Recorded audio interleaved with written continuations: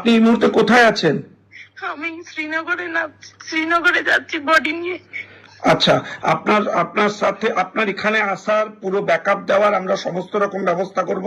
ওখানেও প্রশাসনের সাথে বিরোধী দলনেতা কথা বলেছেন উনি নিজে। ইমিডিয়েটলি আমাকে কলকাতা ফিরতে হবে। হ্যাঁ, সেগুলো যা যা অ্যারেঞ্জমেন্ট করার গভর্নমেন্ট লেভেলেও আমরা কথা বলেছি, সেগুলো সমস্ত ব্যবস্থা আমরা করছি এবং কেন্দ্র সরকারের তরফ থেকেও করা হচ্ছে। আপনি কলকাতা নেমে কোথায় যেতে চান?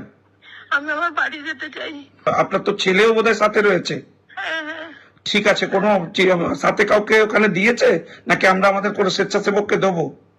দিন, কাউকে একজনকে দিন। ঠিক আছে, আমি দেখছি, এখানে আমরা অর্গানাইজ করছি যাতে ওখান থেকে কোনো একজন স্বেচ্ছাসেবককে প্রোভাইড করা যায়।